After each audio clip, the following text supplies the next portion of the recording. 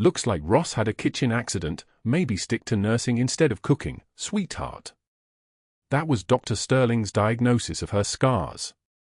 Delivered to 3 resident physicians in the Sacred Heart ER at 6:38 a.m. on a Tuesday, loud enough for the medical students to hear, punctuated with a smile that made it clear the comment was for an audience, not for her. Danielle didn't flinch. Didn't correct him. Didn't even pause while hanging the new foot bag on pole 3, her movements precise and efficient, hand steady despite the tremor she'd learned to hide in her coffee cup at the nurse's station. Sterling was already moving to the next patient, his attention span measured in the length of a cruelty, and he didn't notice that her jaw had tightened exactly once. He didn't notice anything at all. What he didn't know was that the burn scars crawling up her forearms from wrist to elbow told a story he could never decode. What he didn't know was that beneath those scars, hidden by the careful placement of a long-sleeved jacket even in the sweltering San Diego heat, lay a tattoo, the Coast Guard emblem with her unit number, for 72 Baghdad, partially obscured by puckered tissue from an IED that had taken more than just her husband. What he didn't know was that Senior Chief Petty Officer Danielle Ross had spent 3 years building a wall of anonymity so complete that she'd become a ghost in her own workplace, and she'd done it deliberately. Sacred Heart ER in San Diego was a cathedral of fluorescent light and controlled chaos. The smell of antiseptic mixed with something underneath it, fear, maybe, or the copper penny tang of old blood that no amount of bleach could fully erase. Danielle had chosen this hospital specifically because no one asked questions here. Because the ER demanded competence, not biography. Because you could work 16-hour shifts, save lives in trauma bays, and leave without anyone knowing your last deployment or your son's name or why you sometimes woke up at 3 a.m. certain the ventilator wheeze was incoming fire. 3 years of this.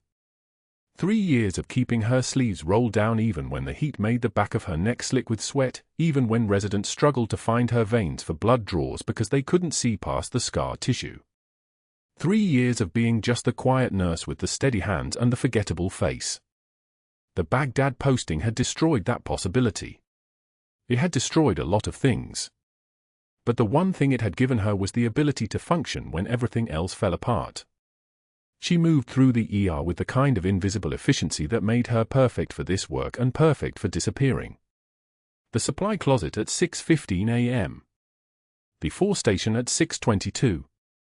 The trauma bay set up at 6:35, hanging drips with muscle memory that didn't require thought, didn't require her to remember which procedures required which equipment, which medications were contraindicated for which patients. Her hands knew. Her hands had held pressure dressings against wounds in a combat hospital in Baghdad's green zone, had trained 200 combat medics to do the same, had guided people back from the edge of oblivion so many times that she could do it in her sleep. Her hands were the most dangerous thing in this hospital, and nobody knew it. During a routine supply inventory around 7 a.m., she noticed the discrepancy. It was small enough that most people would miss it. Sterling had made sure of that. But Danielle had learned to see what others overlooked. That was survival training in Baghdad, and it translated perfectly to paperwork. $47,000 in surgical equipment billed to Sacred Heart's account. Pericardiocentesis kits. Chest tubes. Advanced trauma supplies. All marked as received. All marked as processed. None of it on the shelves. She stood in the supply closet for exactly 14 seconds, her hand touching the faded Coast Guard patch sewn inside the lining of her jacket, a habit, a grounding technique, a connection to the person she'd been before, and then she pulled out her phone. The photos took 43 seconds. The phone slid back into her scrub pocket. The discrepancy stayed exactly where she'd found it, invisible. She didn't mention it to anyone. Not yet. Not until she understood what she was looking at. The morning shift hit at 8 a.m. with a kind of intensity that made the first hours a blur of intake forms and vital checks and directing ambulances to the appropriate bays. A construction worker with a crushed hand. A motorcycle accident. An elderly woman with chest pain who kept apologizing for taking up space, and Danielle held her hand for longer than the protocol required, murmuring something about how everyone mattered, even if nobody told them that often enough. The woman squeezed her hand and said, "You have a kind face, dear," and Danielle felt something crack a little inside her chest. 3 years of being invisible, and one person saw her? One person saw something other than the scars or the incompetence or whatever story they'd constructed about her past. Dr. Sterling arrived for his first official rounds at 9:15 a.m., moving through the ER like a man who owned it. He probably did own it, in some sense. The hospital was his kingdom, his name on partnerships, his private patients occupying the premium suites. He wore a watch that cost more than Danielle's car, moved with the kind of casual confidence that came from never having been told no. His eyes were the color of winter, and they moved across the ER like they were cataloging assets.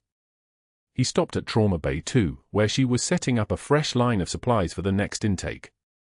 Her sleeves were rolled down, as always, pressed down past her wrists. But when she reached for the 4 poles, the left sleeve rode up just far enough. Just enough to see the mottled pink-white scars that covered her forearm from the base of her wrist to the crook of her elbow. Burned tissue. Deep tissue. The kind of scarring that only came from one of 2 sources: kitchen accident, as Sterling had hypothesized to his residents, or something that had happened in a place where people didn't usually survive. His eyes locked on the scars. Held. And then his mouth moved into something that wasn't quite a smile. "Careful with that, Ross," he said. His voice was like a tank idling in a garage, all power and menace underneath the casual tone. "Don't want to aggravate that damage any further. The hospital liability people get touchy about employee injuries." Danielle didn't look up. Didn't break focus. Her hands continued their work, checking flow rates, verifying medication labels, preparing the bay with the kind of methodical precision that came from 4 years of combat medicine training. 1 spike. Check. 2 infusion pumps. Check. The crash cart positioned exactly where it needed to be for maximum access, the defibrillator pads laid out, the intubation equipment already arranged on the rolling stand. Her hands moved like they had their own intelligence, and her face remained perfectly flat. "Yes, sir," she said. Soft voice. Deferential. The kind of response that made people stop paying attention to you. Sterling lingered a moment longer, his gaze still on the scars, and then he turned to one of the residents hovering near the nursing station. "Make a note on her file about the hand tremor," he said, voice pitched loud enough for everyone to hear. "Could be early-stage Parkinson's. Something to monitor. We probably shouldn't let her run any critical procedures until we're certain it's not progressive. Don't want another Baghdad situation on our hands, if you know what I mean." He hadn't been in Baghdad. He had no idea what a Baghdad situation looked like. Danielle's jaw clenched once. Just once. A muscle tightened beneath the skin of her left cheek, and then it released, and she pulled her sleeve back down to cover the scars. The noise of the ER continued around her, monitors beeping their electronic rhythm, a stretcher squeaking past on its way to imaging, someone calling for another set of hands in Bay 4, and she moved toward that call because that's what you did. You didn't explain yourself. You didn't correct people who misunderstood your scars. You didn't mention that the tremor in your hands came from 3 years of controlled hypervigilance, not disease, and that when you needed them to be steady, they were steady as surgical steel. Sterling watched her go, and something in his expression shifted from casual to calculating. He had the look of a man who'd just noticed something useful. Something he could work with. Something that could become a problem if she became a problem. He had no idea who he was standing next to. Sterling didn't wait long to move from whispers to public theater. 3 days after his kitchen accident joke died in awkward laughter, he stood in the break room surrounded by 6 nurses, 2 resident physicians, and Danielle, and announced it like he was placing a sports bet at a casino. $20 says our scarred sweetheart quits within a week, any takers? He held a marker over the whiteboard, grinning like a man who'd already won. Nobody spoke. The fluorescent lights buzzed overhead as if the room itself was holding its breath. He wrote it anyway, Ross quits, week 1. Then he turned to Danielle, who was reaching for her coffee with steady hands. "You with us, Crispy? Or you already checking Indeed?" Her fingers didn't shake. She picked up the mug, the ceramic cool against her palm, turned, and walked out. The room exhaled. Behind her, Sterling laughed like he'd just told the funniest joke in San Diego. That was Monday. By Wednesday afternoon, the humiliation had evolved into something sharper, more deliberate. She could feel it coming the moment Sterling entered the cafeteria at 1247 hours, exactly when she always took her break. Danielle balanced her tray in one hand, turkey sandwich, salad, water, apple, and held 3 patient charts against her chest with the other. The line behind her was dense with staff. She didn't see Sterling approach from behind. Didn't see him timing his movement to the exact second when her hands were most vulnerable. He accidentally bumped her left shoulder, hard enough to matter, soft enough to claim innocence. Physics took over. The tray tipped. Soup cascaded across the linoleum in an arc of red tomato bisque and chicken broth. The sandwich slid across the floor. The apple rolled under a table. 50 staff members turned in unison. Some stared. Some pretended not to. Sterling stepped back, concern painted across his face like stage makeup. "Oh God, Danielle, I'm so sorry. Are you okay?" But his eyes were already moving to the audience, already measuring their reactions, already cataloguing which ones were smiling. She knelt down without responding. Her knees touched the cold tile. Her hands gathered the scattered sandwich, the wet napkins, the shattered apple that had split open on impact. The charts remained dry against her chest. She'd twisted to protect them instinctively, a reflex that came from years of prioritizing the mission over herself. Nobody helped her. She stood, holding the ruined lunch, and walked to the trash bin with her head high and her breathing controlled. That evening, Sterling watched from across the ER as she worked a trauma case, calm, precise, hands moving like she'd rehearsed this exact dance 1,000 times. He smiled to himself. Good. She was breaking. Just needed one more push. The next afternoon, he delivered it. Danielle was standing at the nursing station updating a patient file, her attention narrowed to the task in front of her, when Sterling walked past and dropped a manila folder at her feet with the kind of casual cruelty that only works if you've spent months building an audience. "Pick that up, sweetheart." He didn't stop walking. He didn't turn around. He just said it loud enough for the 4 nurses within earshot to hear, and then he was gone, disappearing around the corner toward the physician's lounge like a man who'd just politely asked for the salt. Danielle stared at the folder on the tile floor. The room went dead silent. She could feel the weight of their attention, not sympathy, but that specific kind of watching that happens when someone is being publicly humiliated and everyone is pretending not to notice. Her jaw clenched once. That was it. No trembling hands. No shame flooding her face. She bent down, collected the folder, stood, and walked toward the records room with the folder held against her chest and her chin level. But what Sterling didn't see, what the 4 nurses didn't witness, was what happened when she closed the records room door behind her. A single tear escaped her right eye. She didn't wipe it immediately. She let it track down her cheek for exactly 3 seconds, the amount of time it took to acknowledge that 3 years of running, 3 years of anonymity, 3 years of building a life where nobody asked questions and nobody needed answers, was crumbling. Then she wiped the tear away with the back of her hand, exhaled through her nose, and walked back out into the ER. Her composure was ice.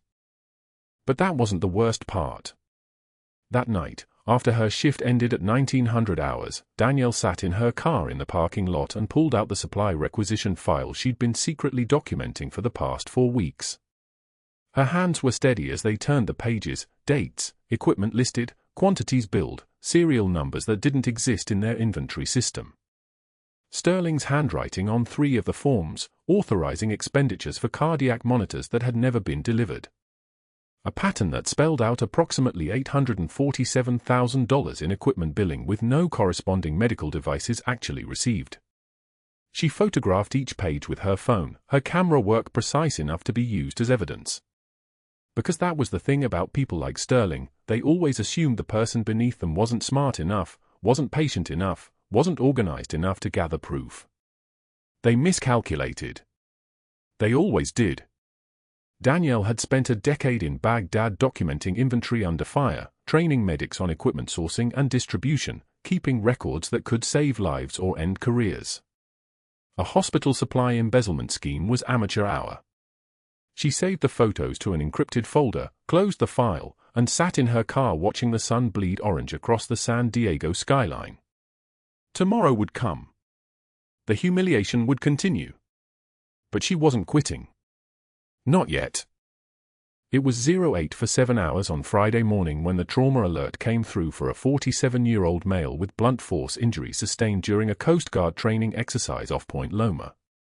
Petty Officer Lewis Garrett, stationed at Coast Guard Air Station North Island, arrived via ambulance with shallow breathing, a weak pulse tracking at 118, and the telltale signs of attention pneumothorax, hypertension, unilateral breath sounds, jugular venous distension.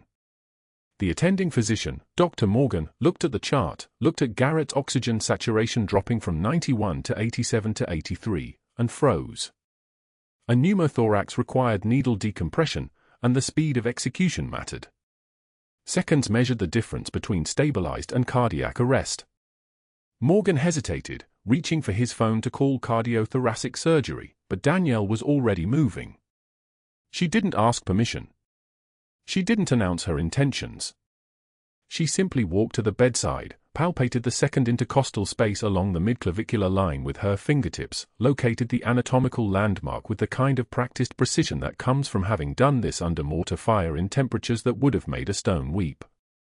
14-gauge angiocath needle, she said quietly. The trauma tech placed it in her hand before her sentence finished. She angled the needle perpendicular to the chest wall, felt the resistance of skin, then the give as the needle penetrated the parietal pleura. The hiss of air escaping the pneumothorax filled the trauma bay, that specific, unmistakable sound of pressure finding release. Garrett's breathing steadied almost immediately. His oxygen saturation climbed, 85, 88, 92, 95. His heart rate dropped from 118 to 104. Normal sinus rhythm. She secured the catheter with tape and gauze, movements economical and certain, like she'd choreographed this exact sequence 1,000 times. Because she had. Just not in San Diego. Garrett's eyes found hers as she stepped back from the bed. His voice came out hoarse, filtered through oxygen. That's a combat technique. I've only seen that speed in theater. Who trained you? Danielle's hands froze for half a second, the only tell that the question had landed, and then she turned away. YouTube, she said flatly, already moving toward the equipment rack to log what she'd used. But Garrett watched her move across the trauma bay, watched the way she touched the faded jacket hanging inside her locker as she passed, watched her place her hand over her sternum for just a moment before dropping it. He'd served 12 years. He recognized a veteran the way a wolf recognizes another wolf. Dr. Morgan stood in the corner, his phone still in his hand, processing the fact that a trauma case he'd been about to transfer had just been stabilized by a nurse with hands that moved like combat muscle memory. From the observation window above, Dr. Sterling watched the entire sequence unfold. He saw Garrett's eyes following Danielle as she worked. He saw the familiarity in her technique, the absence of hesitation, the authority that came from having made life-or-death decisions on a scale that civilian hospitals never acquired. His expression darkened like a storm system rolling in fast. That evening, Sterling made a phone call to the hospital board chairman, Richard Bancroft, catching him on the back nine of a golf course in La Jolla. "Richard, we need to talk about one of our nurses. There are some significant gaps in her employment history that concern me. Some credential verifications that don't quite add up." He let that sit for a moment, let the seed take root. "I'm not saying anything definitive, just that if something went wrong and we hadn't done our due diligence, the liability could be substantial." He made 3 more calls that night, to references Danielle had listed, hospitals where she'd worked part-time for minimum wage, people who barely remembered her name. Each call was phrased as innocent inquiry, but each one carried the subtext of suspicion. Is she stable? Has she ever had emotional problems? Would you trust her with critical patients? By midnight, he'd planted enough doubts in enough ears that the seeds would take root and grow. He didn't know that Danielle had spent her career in positions where people trusted her with their lives on purpose. He didn't know that she'd done this before. That she'd already survived worse than his office politics could deliver. He didn't know that she was documenting everything, that her photographs of his embezzlement scheme were being backed up to 3 separate secure servers, that she was already 3 moves ahead of him on a board he didn't even realize they were playing. All he knew was what he could see, a woman with scars she was hiding, a tattoo she thought nobody would notice, and a past she was running from. He was going to use all of it. The ambulance bay doors exploded inward at 11:08 p.m., and the paramedics were already calling it before the stretcher hit the ground. 34-year-old female, helicopter training accident off Point Loma, full cardiac arrest in the field, cold water immersion. We got her back once en route, but she's been down for 7 minutes total. The attending physician, Dr. Marcus Webb, took one look at the vital signs scrolling across the monitor and his face drained of color. Commander Patricia Hayes lay motionless on the stretcher, her skin the color of wet concrete, her neck veins distended like cables, her heart producing nothing but flat silence on the scope. Webb's hands moved toward her but didn't commit. He opened his mouth. Closed it. The ER erupted into controlled chaos, nurses moving equipment, respiratory therapy assembling the ventilator, the surgical resident barking orders that sounded more like questions than commands. Danielle saw the Beck's triad before anyone else named it aloud. Hypertension. Distended neck veins. Muffled heart sounds. Cardiac tamponade. The pericardial sac was full of blood from the trauma, crushing the heart like a fist, suffocating it from the inside. She didn't think. She moved. Her hands were already reaching for the pericardiocentesis kit before her brain caught up with her muscle memory, the same kit she'd assembled 314 times in Baghdad, the same procedure she'd performed while rounds were landing outside the aid station, the same muscle that hadn't forgotten even though she'd spent 3 years pretending it didn't exist. The needle was 18 gauge, 3.5 inches, waiting in the sterile field like it had been rehearsed for this moment. Webb was still frozen when Sterling appeared in the trauma bay doorway, already suited up, his surgical mask hanging around his neck like a scarf. He saw Danielle reaching for the kit and his voice cut through the room like a blade. Ross, step back, you're not authorized to perform that procedure, this is a command-level emergency, step back now. His eyes were calculating even as he spoke, already running through the angles, already measuring how to weaponize this moment if she moved forward. But Danielle was already positioning Hayes on her side, the xiphoid process of her sternum a landmark beneath her wet skin, her fingers finding the spot where the needle would go. 45 degrees.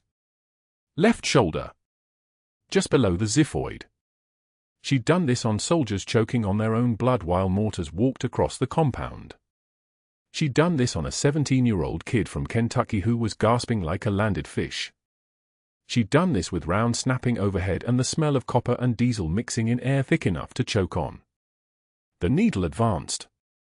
The resistance changed. Fluid came back, dark blood filling the syringe with the specific weight of emergency. 120 cubic centimeters. Then 140. Then 160. Her hands were steady as surgical lasers, steady as the hands that had trained 207 combat medics, steady as the hands that had refused to shake even when her husband stopped breathing beside her in a burning Humvee. The arterial line was already up. The monitor was screaming its warnings. Then it wasn't screaming anymore. It was beeping. 1 beat.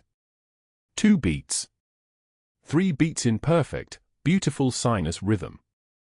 The room exhaled. Someone's badge clattered against the tile floor, the sound like a gunshot in the sudden silence.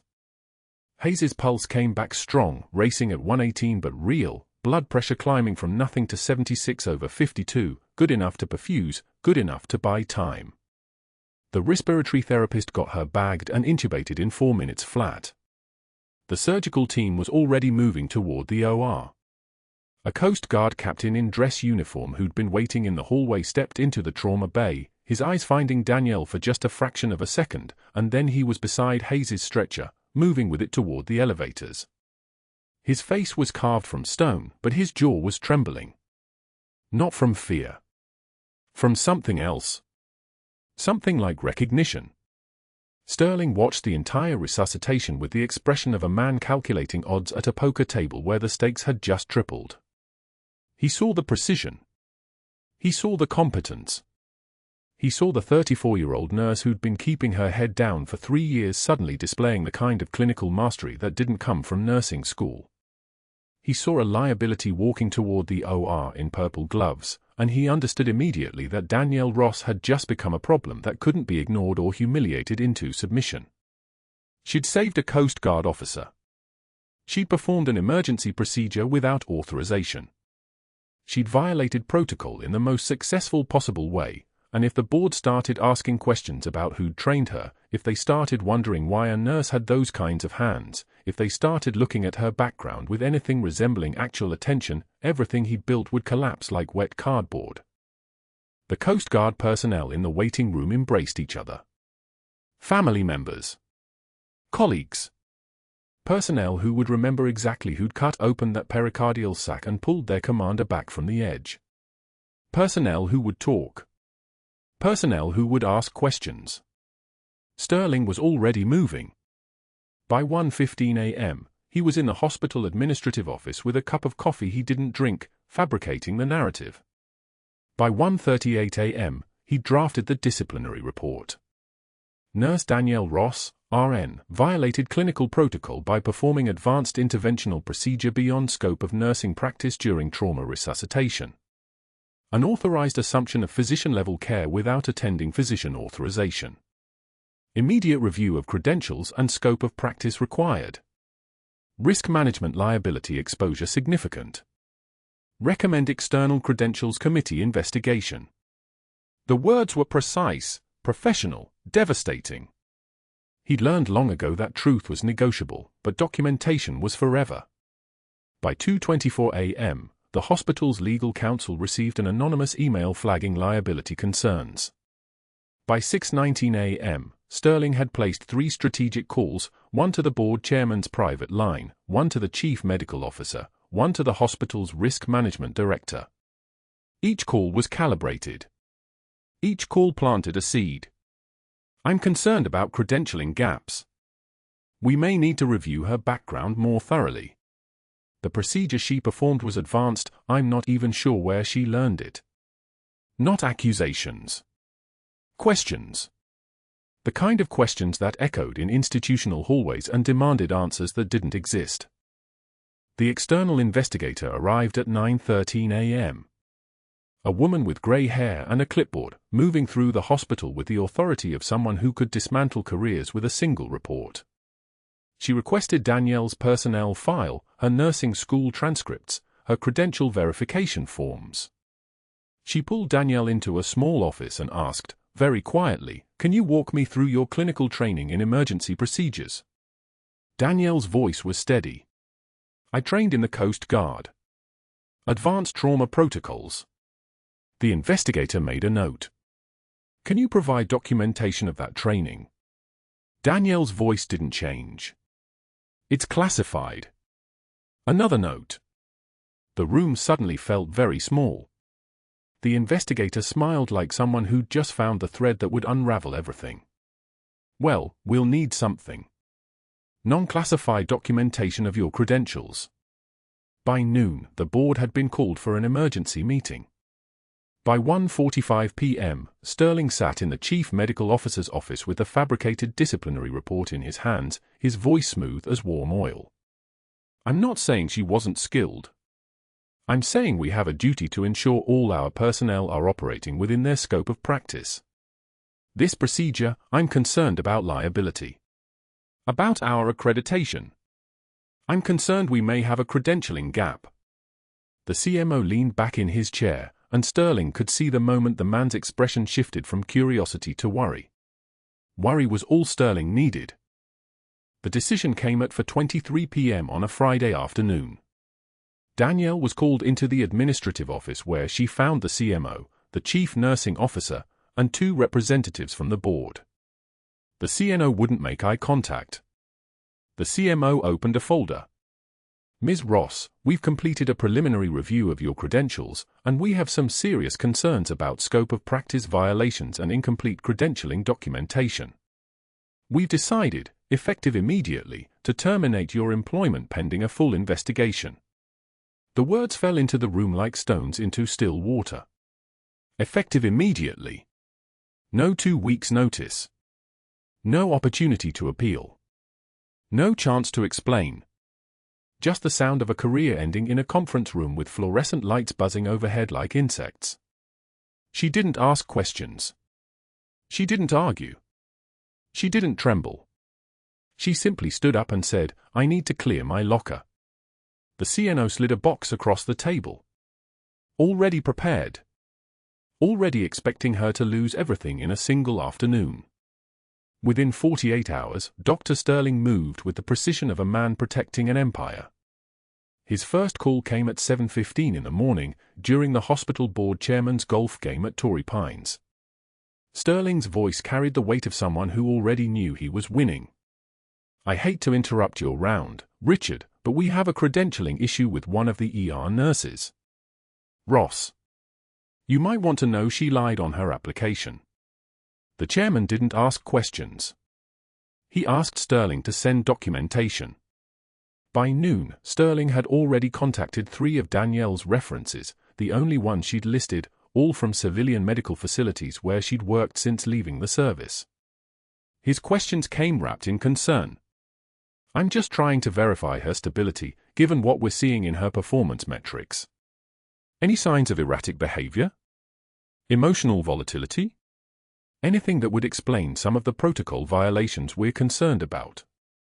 One reference, a charge nurse from Seattle Presbyterian where Danielle had worked 2 years prior, mentioned a single incident where Danielle had left a shift early due to what she'd called a migraine. Sterling repeated that detail 6 times. Leaves early. Under stress. Concerning pattern, wouldn't you say? By afternoon, an external investigator, brought in at Sterling's recommendation, paid by a consulting firm with whom Sterling had financial ties, arrived at Sacred Heart with a leather folder and the demeanor of someone accustomed to finding problems. His name was Vance.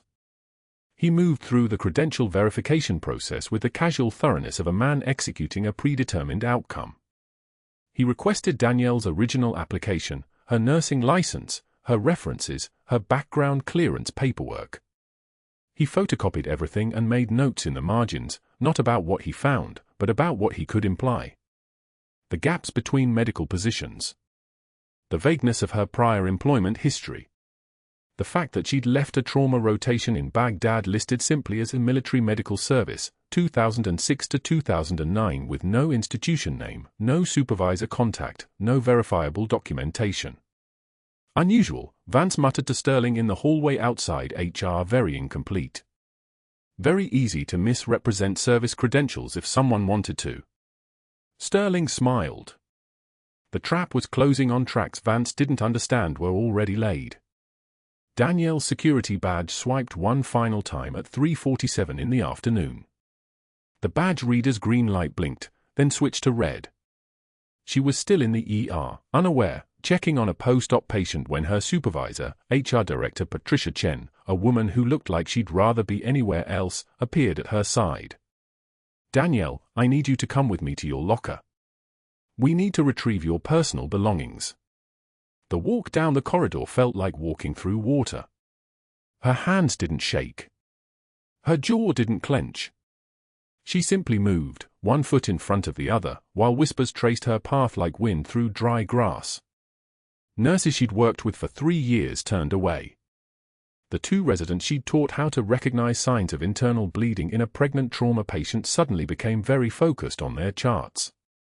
A security guard, the same one who'd escorted her in for her first day, 3 years and 7 months ago, waited by her locker with an empty cardboard box. Danielle opened the locker slowly. Inside were the pieces of her temporary life. 2 pairs of backup scrubs, folded precisely. A stethoscope her brother-in-law had given her 5 years ago, before the explosion, before the shrapnel found him instead of her. A faded hospital jacket, the one with the unit patch sewn inside the lining, invisible to anyone who wasn't looking for it. A photograph, laminated, of a man in Coast Guard dress uniform, his eyes the color of the Atlantic before a storm, his smile the kind that made people trust him immediately. Her husband. Dead 3 years now, though some days it felt like 3 weeks. 12 days after he died, Danielle had taken his dress uniform to a seamstress in Mission Beach and asked her to carefully cut out the unit patch and stitch it inside the jacket lining, directly over her heart. Insurance, she'd called it then. A way to keep him close without anyone asking questions she couldn't answer. She placed each item into the cardboard box. The scrubs. The stethoscope. The jacket with its hidden emblem. The photograph. Her security badge followed, red light already dead. The box weighed almost nothing. The security guard didn't make eye contact. "I'm sorry," he said quietly. She didn't respond. There was nothing to respond to. She simply carried the box toward the exit, through the automatic doors that had opened thousands of times for her as she entered, now opening for her as she left. Nurses watched from the triage desk. A resident she'd trained whispered something to a colleague. Danielle's eye stayed forward. Rain hammered the windshield of her truck before she even got the engine started. San Diego rain was rare, violent when it came, as if the sky was making up for months of silence. The streets blurred. She drove to Sacred Heart Cemetery without planning to, muscle memory finding the route through Hillcrest, the turn she'd made dozens of times since she received the call that changed everything. The grave marker read, Michael Joseph Ross, 1978 to 2021, Commander, United States Coast Guard. She stood there in the rain, the cardboard box at her feet, her security badge resting on top of it like a memorial. The water soaked through her scrubs. Her hair stuck to her face. She didn't pull her sleeves down to cover the burned scars, there was no one here to hide from anymore. "I tried," she said to the stone, to the man beneath it, to the sky that wouldn't listen. "I tried to disappear like you said. You told me, right before you deployed that last time. You said, when I'm gone, be invisible. Heal quiet. Don't let anyone know what we are. Let the shaking stop. And I did everything right, Michael. I kept my head down. I made myself small. I pushed down every instinct that made me good at the one thing I was ever actually good at. I became someone you wouldn't even recognize. Thunder rolled across the city like distant artillery. And I still lost. I kept your secret. I wore your uniform on my skin where no one could see it. I saved that commander's life with hands you trained, and it cost me everything." She didn't know that Marcus had watched her leave Sacred Heart. Her son. 17 years old, 6'1", with his father's eyes and his mother's bone-deep stillness.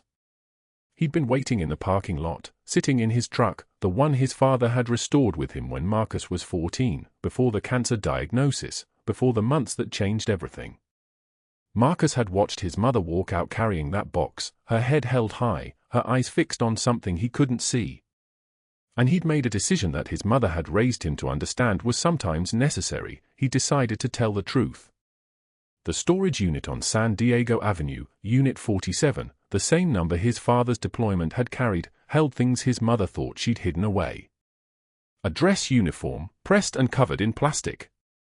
A shadow box with medals inside, each one arranged with military precision. Service records in a manila folder, thick with history. His father's letters, written from Baghdad in his careful hand. Everything his mother had tried to separate from herself, everything she'd locked away to become the invisible woman in scrubs who asked for nothing and gave everything. Marcus had made the first call to Commander Hayes's recovery room. "This is Marcus Ross. My mother saved your life. You need to know who she is." The second call had gone to District 11 headquarters, to the officer in charge of personnel records. "I want to request an emergency board presentation. I'm next of kin for Senior Chief Petty Officer Danielle Ross." The third call had been to the hospital board secretary. "My mother was terminated today. But before your next meeting, you should know she's a decorated Coast Guard officer. And I'm bringing proof." That evening, as Danielle stood in the rain at her husband's grave, as she whispered things to a stone that couldn't hear her. Her son was preparing for a conversation that would shatter the careful architecture of lies and fear that held her life together. He was 17 years old, wearing his father's watch on his wrist and carrying a shadow box of medals that proved his mother had never been ordinary at all. The hospital board reconvened 3 days later in the mahogany-paneled conference room on the 7th floor, the one reserved for administrative formalities and rubber-stamped decisions. The chairman had already prepared Sterling's promotion paperwork. 2 board members were checking their phones. A third was mentally composing his dinner reservation. They assumed this meeting would take 14 minutes. They had no idea that their institution was about to implode. The doors opened at 2:36 p.m. A 17-year-old boy in a borrowed sport coat walked through them carrying a shadow box made of walnut and glass. Marcus Ross moved with the same measured precision his mother used in the trauma bay, each step deliberate, each breath controlled. His father's watch caught the fluorescent light as he set the box on the conference table with the quiet authority of someone handling something sacred. The room shifted. Something in the air changed pressure. "My mother didn't want anyone to know," Marcus said, his voice steady as a surgical laser, "but you need to see these." He opened the shadow box. Inside, arranged in descending order of ribbon color, were the medals of Senior Chief Petty Officer Danielle Ross, United States Coast Guard. She's not just a nurse. She was never just anything. The board chairman leaned forward. One medal caught his eye immediately, the Defense Meritorious Service Medal, its amber and white ribbon faded but unmistakable. The room's fluorescent lights hummed overhead, an electric drone that filled the silence. Commander Patricia Hayes stood. The chair beneath her toppled backward and clattered across the tile floor with a sound like a gunshot. She was still in the yellow discharge papers phase of her recovery, still moving carefully, still bearing the surgical tape from her own resuscitation. But she stood anyway. Her voice, when it came, cracked like old leather. Senior Chief Danielle Ross, Hayes read from the service file Marcus had brought, the official Coast Guard record that had been sealed in her personnel file for 12 years. 3 combat deployments to Iraq and Afghanistan. Led all medical operations in Baghdad's Green Zone, 2011 through 2013. Trained over 200 combat medics in battlefield trauma protocols. Hayes's hands trembled, not from weakness, but from the weight of what she was reading. Her trainees saved an estimated 847 lives in theater. 8. 4. 7. A captain in dress blue stepped forward from the back of the room, his uniform crisp as a surgical knife, his presence making the air pressure change like a storm front moving inland. The board members who'd been checking their phones looked up now. All of them. 2 Navy Achievement Medals, the captain said, his voice like a tank idling in a garage, low, steady, dangerous. First one for pulling 4 sailors from a burning vehicle during an IED attack while simultaneously treating their wounds. She did both. At the same time. Under fire. He paused. The captain was a man accustomed to being listened to. The second medal is for establishing and overseeing a forward operating base field hospital in Baghdad that processed over 600 casualties. 600 patients treated. Saved. The board chairman's face had gone the color of the antiseptic dispenser on the wall. Hayes stepped toward Marcus, toward the shadow box, toward the watch on the boy's wrist that had belonged to someone who didn't come home. Her eyes locked on the sleeve of Marcus's borrowed sport coat. "There's one more thing," she said quietly. "Show them." Marcus rolled up his sleeve. Beneath the fabric was a temporary tattoo, his mother's permanent one, the one he'd seen in the storage unit beneath the medal box. The Coast Guard emblem, cutter and waves in precise black ink, with a unit number below it. The emblem Danielle had gotten the week she deployed to Baghdad the first time, the emblem her husband had kissed before she shipped out. Then Hayes reached across the table. The board chairman didn't stop her. Nobody moved. Nobody breathed. Hayes gently pulled back the collar of the chair where Danielle had last sat as an employee of this institution, exposing the sleeve of a cardigan she would have been wearing that evening, exposing the scars that climbed her forearms like a topographic map of fire and loss. The tattoo was there. The Coast Guard emblem was there. And partially obscuring it, visible in the way scar tissue obscures but never erases, was the burn pattern from the IED that had taken her husband in Baghdad in the year she was training those 200 medics, in the year she was saving 600 lives while losing the one that mattered most. Commander Hayes brought her hand to her brow. A salute, rendered with the precision of someone who'd spent 40 years in service. Her voice broke on the words, "Welcome home, Senior Chief." The security guard who'd escorted Danielle from the building 3 days prior, who'd watched her walk out carrying that cardboard box with her name on it in Sterling's handwriting, appeared beside Dr. Sterling's seat at the conference table. The guard placed another cardboard box on the mahogany surface, this one containing Sterling's personal effects from his office. The guard's voice was quiet, the kind of quiet that precedes an execution.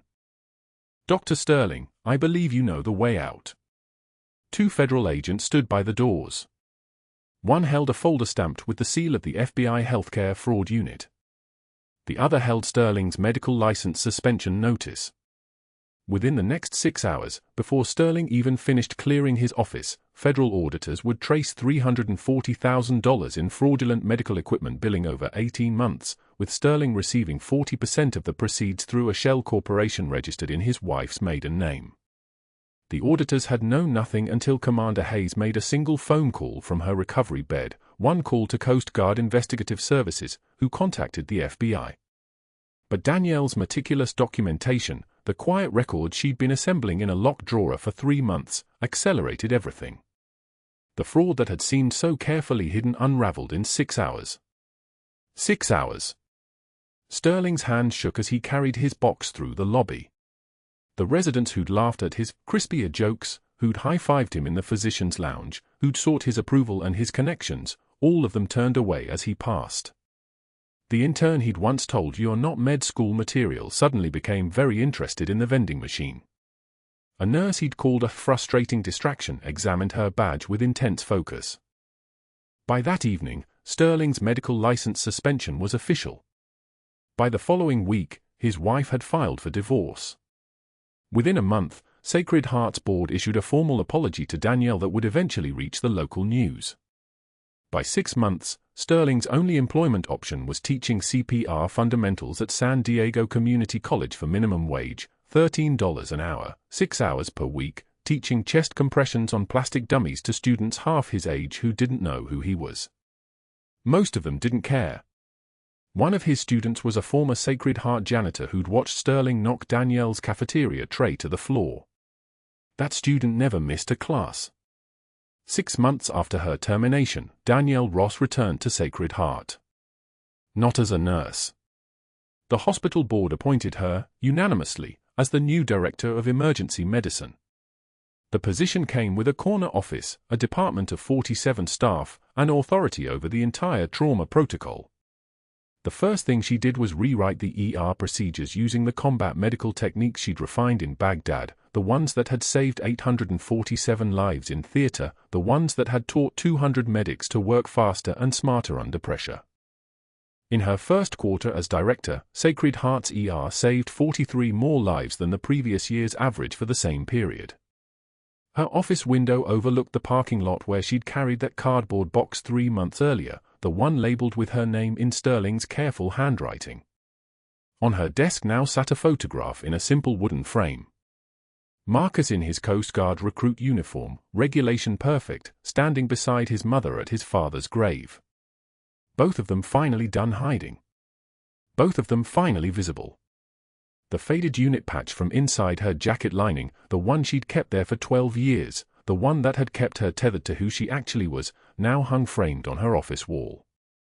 When new residents asked about it, when they noticed the tattoo on her forearm, when they saw the scars and the emblem and put the pieces together, Danielle told them the truth. All of it. The Baghdad deployments. The field hospital. The 847 lives. The husband she'd come home without. The 12 years of walking in silence. The residents listened. When they asked why she'd hidden it, she said something that made a Navy corpsman in the group cry, because sometimes the bravest thing you can do is be invisible. And sometimes the strongest thing is remembering that you don't have to be anymore. Thunder rolled across San Diego Bay as rain began to fall, heavy and deliberate, the kind of rain that sounds like applause against hospital windows. Danielle stood at her husband's grave with Commander Hayes beside her, neither of them speaking, both of them honoring the same man in different ways. Hayes had visited every week since her discharge, ever since Marcus had come to her recovery room with the shadow box and the truth. They stood in the rain without umbrellas. The plot marker read the name of a man who'd believed his wife was ordinary, who'd told her to disappear and be normal, who'd never known that the woman he married would save 600 people while mourning him. He knew now, somehow. They both believed that. The water pooled around their shoes. The wind carried the smell of salt from the bay. In the distance, a Coast Guard Black Hawk helicopter cut through the grey sky, its rotors beating the air like a distant heartbeat. Danielle whispered something only Hayes could hear. True class is what you do when the lights go out. Hayes understood. She'd spent her career in the military learning that lesson, that the difference between ordinary service and heroism isn't applause or medals or recognition. It's what you do when nobody's watching, when the stakes are invisible, when the only person keeping score is yourself. It's a nurse rolling up her sleeves and walking into an ER for a 16-hour shift carrying trauma that could break her. It's a mother hiding everything to protect her son. It's a woman training 200 soldiers to save lives while her own life was collapsing. That's class. That's heroism. If you've ever been underestimated by someone who thought they understood you completely, if you've ever hidden who you were because the world wasn't ready to see it, if you know someone who's quietly saving lives in ways nobody recognizes, share this story. Tell someone about Danielle Ross. Tell them about the Coast Guard senior chief who was invisible in scrubs for 12 years. Tell them that the quietest person in the room might just be the one holding it all together. Subscribe. Like. Comment with your own story of being underestimated. Because the world needs to see its heroes.